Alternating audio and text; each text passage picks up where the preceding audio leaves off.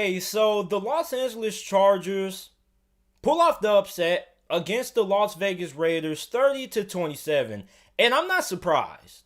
Okay, there may be a lot of you guys out there who are watching this video who may be surprised that the Chargers won this game, but I'm gonna be honest with you. I saw this coming. I honestly saw this coming. As a matter of fact, I was telling a couple of my friends that I was willing to bet money that the Chargers will beat the Raiders. And guess what? I am up $20 right now. I bet two of my friends $10 that the Chargers would defeat the Raiders. And listen, everybody was calling me, well, all of my friends were calling me crazy because they were like, oh, JT, you're crazy, man. No way the Chargers are going to beat the Raiders. The Raiders have a lot to play for in this game. They're in playoff contention. The Chargers aren't that good. And I said, all right, you want to put some money down? They said, how much you want to bet, JT? I said, you know what? Let's just bet small. Let's bet $10. So shout out to the LA Chargers for getting me a free $20. It's only crazy until it happens. And the reason why I felt this coming was, for one, I didn't trust the Raiders defense. It's no way you can fire your defensive coordinator and expect your defense to just have this big turnaround a couple of days later. The Las Vegas Raiders are in panic mode. You don't fire your defensive coordinator with only 3-4 weeks left of the season without being in panic mode. That move comes from panic mode, because I don't recall the last time I've seen a team that was quote quote in playoff contention competing for one of the last remaining spots in the playoffs that will fire their defensive coordinator or any coordinator on their staff in the last month. So that move there shows me desperation. And you look at the Los Angeles Chargers with Justin Herbert. Even though Keenan Allen and Mike Williams were both banged up, had a lot of confidence that Justin Herbert was going to have a good game against this beat up and worn down Las Vegas defense. This defense hasn't looked the same ever since their loss to the Kansas City Chiefs a couple of weeks ago. The Raiders, at one point, it started to look like they were starting to turn the corner defensively, but after what I've seen out of the last couple of weeks from the Raiders, doesn't look like that. It looks like the Raiders still have a lot of positions that they need to improve on defense in the offseason. And I'm going to be honest, with this loss, I think the Raiders are pretty much done in terms of making it to the playoffs. Now, they're not mathematically eliminated from the playoffs, but I think this is pretty much set in stone that they're done. Baltimore has a pretty soft schedule, pretty easy, remaining 3 games left. I think Miami, there's also a chance that Miami could win out, but I think that the Raiders' playoff hopes are done. Regardless if they win these last 2 games and they finish the season out 9-7, they came close, but no cigar. And you look at what Justin Herbert did. He was 22 of 32, 314 passing yards, 2 touchdowns, no interceptions, only got sacked 1 time, and he had the game-winning touchdown.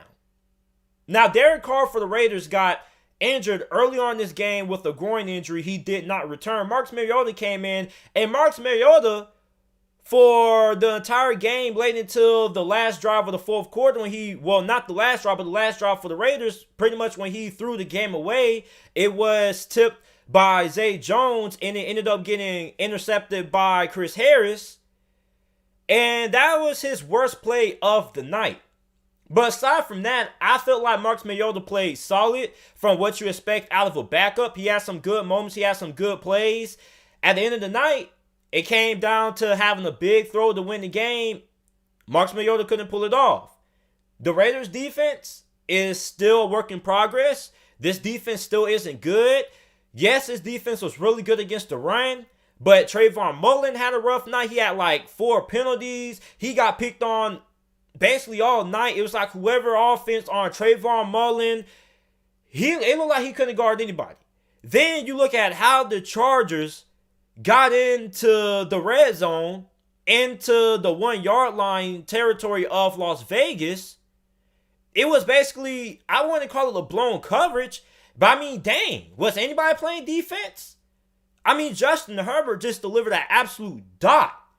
That Raiders secondary, man, They need to spend 3 more draft picks on corners until they get it right. I don't care if the Las Vegas Raiders already drafted cornerbacks last year. They need to spend more money in free agency and more capital in the draft investing in this secondary. You Raiders fans can say, well, we drafted this guy and such last year and the year before, or we've been spending so many draft picks on cornerbacks, JT. We don't need any more cornerbacks. Yes, you do. If I'm the general manager for the Las Vegas Raiders, I keep drafting cornerbacks until you find a couple that are actually good. Because for right now, that secondary for Las Vegas, woo!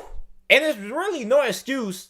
I don't want to hear anything about injuries because the Raiders have played bad over the last couple of weeks ever since their loss to Kansas City. It seems like the Raiders put so much stock into beating the Kansas City Chiefs, which I can understand because this team is built to beat Kansas City, but you lose to Kansas City and your season has went downhill ever since. You got blown out by Atlanta, you got beat by the Colts in pretty fair fashion, and you nearly lost to the New York Jets. If it wasn't for Greg Williams literally handing you the victory, you would have walked away that game with an L if they would have played normal prevent or quarters defense.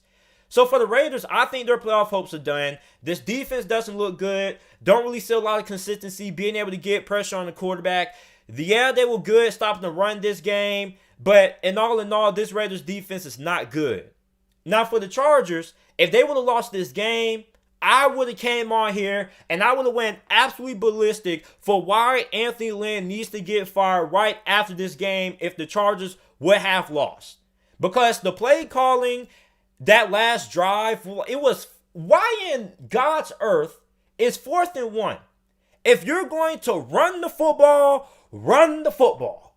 Okay, why would you do a play action pass in that situation where you know all game that you have not had success running the football? Everybody in that stadium knew that the Chargers were not going to run that football. You haven't had success running the football all night. So when you haven't had success running the football all night, who do you think you're fooling?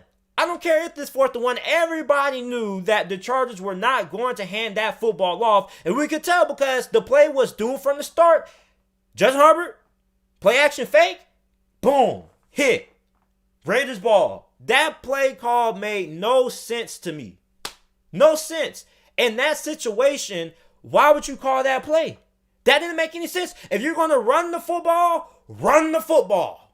Run the ball.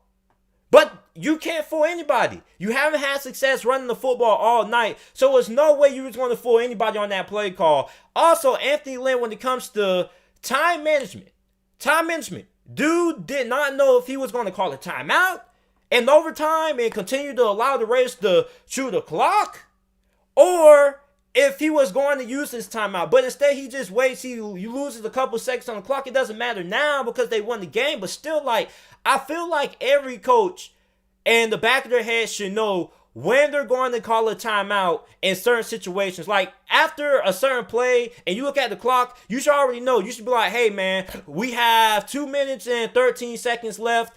If this play doesn't work and something happens and we don't get the result we want, I'm calling the timeout as soon as the play is over. That's what should happen. You should already have a decision made on how you're going to use your timeouts before a play even starts. I don't really understand that. But Anthony Lynn, they did enough to win the game. They barely squeaked by. They're on a 2-game winning streak right now. Now, Anthony Lynn's job is far from safe. There's still a good chance, knowing the Chargers ownership, that they're most likely going to retain Anthony Lynn, but this just gives them more ammunition for why they should keep Anthony Lynn for 1 more year. Remember, Anthony Lynn signed an extension earlier this year, back in February, that is going to keep him under contract through the 2021 NFL season, which his contract is up after next season. So for the Chargers, I don't really think they have any plans of moving on from Anthony Lynn, regardless of what happens the next 2 games, because they're cheap, and on top of that, he still has 1 year left on his deal to do what he has to do to get a longer-term extension. But for Justin Herbert, he balled out this game. For the Raiders, you once again have faltered at the end of the year. This defense doesn't look to improve at all. This defense still looks as bad as what it was last year. The secondary still is the Achilles heel of this team. And if I'm the Raiders and I'm the general manager, I keep on drafting and signing free agent cornerbacks and drafting cornerbacks until I find one that's actually good. Because Trayvon Mullen has been...